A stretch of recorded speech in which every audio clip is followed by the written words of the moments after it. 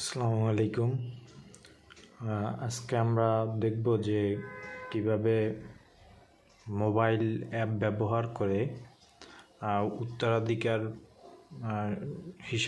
উত্তরাধিকার সূত্রে সম্পত্তির হিসাব করা যায়। তো আমরা মোবাইলের মাধ্যমে একটি অ্যাপস ব্যবহার করে এটা আজকে দেখব। প্রথমে আমরা চলে যাব প্লে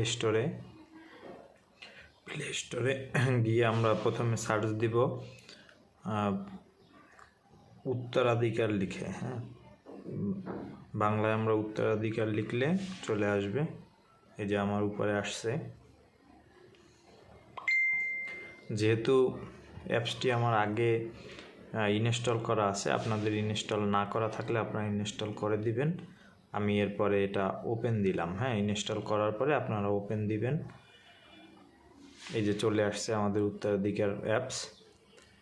তো দেখেন এখানে উত্তরাধিকার অ্যাপসে প্রথমে একটা তালিকা দেয়া আছে, অর্থাৎ এক মৃত ব্যক্তির কোন কোন আত্মীয় স্বজন বা উত্তরাধিকার রেখে যেতে পারেন সেগুলা এখানে একটা তালিকা দেওয়া আছে। প্রথমে স্বামী, স্ত্রী, পুত্র, কন্যা, মৃত কন্যা, পিতা, মাতা, দাদা, দাদি, নানি, সহোদর ভাই, সহোদর বোন, সৎ ভাই, বৈমাত্রীয় মানে মা ভিন্ন, তারপরে সৎ ভাই বৈপিত্রীয় মানে পিতা ভিন্ন, এরকম সবগুলা দেয়া আছে, আপনারা দেখতে পাবেন।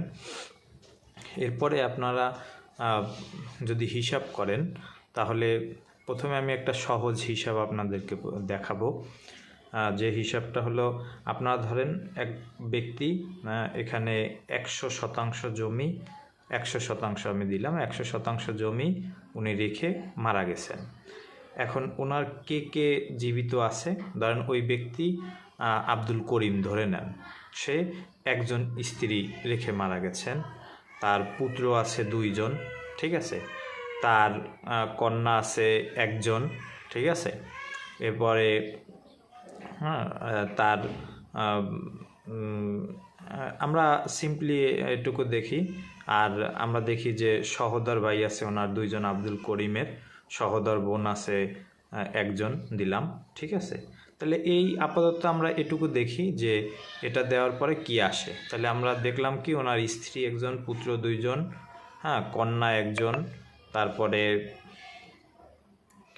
সহোদর ভাই আছে 2 জন, আপন ভাই, সহোদর বোন মানে আপন বোন আছে 1 জন।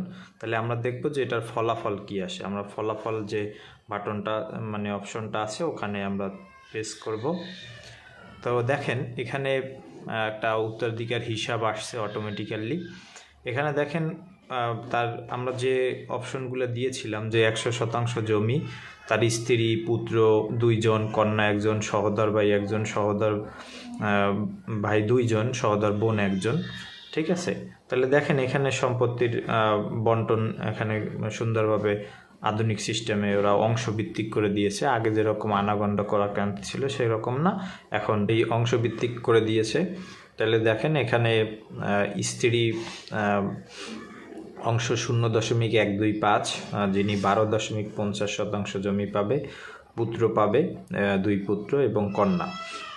দেখেন এখানে নিচে একটা ফ্লো চার্ট দেওয়া আছে, অর্থাৎ অংশটুকু একটা এই যে মার্কিং করে বোঝানো আছে, এই যে ইয়াটা যে কার অংশটুকু বেশি। তো এখানে দেখেন হিসাবের যে কি পদ্ধতিতে এই হিসাবটা হলো তার একটা ব্যাখ্যা নিচে দেওয়া আছে। হিসাবের ধাপসমূহ দেখেন দেওয়া আছে যে স্ত্রী এটাকে আমরা 2 বলি, যে 8-এর 1 অংশ পাবে যখন সন্তান বা পুত্রের সন্তান থাকে, সন্তান বা পুত্রের অর্থাৎ সন্তান থাকলে সে 8-এর 1 অংশ পাবে। আর কন্যা অবশিষ্ট ভোগী হিসাবে পাবে যখন পুত্র থাকে, পুত্র থাকলে কন্যা অবশিষ্ট ভোগী হিসাবে পায়। তো এখানে পুত্র কন্যা 2:1 অনুপাতে সম্পত্তির উত্তরাধিকার হয়, অর্থাৎ এখানে 2:1 অনুপাতে বিভাজিত হবে।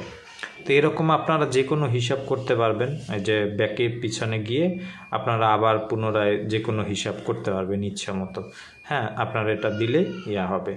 তো এরপরে যদি কোনো কিছু জানার থাকে আমাকে প্রশ্ন করতে পারেন, এবং এছাড়াও আমরা পরবর্তীতে আরও কিছু ভিডিও এ বিষয়ে করবো ইনশাআল্লাহ।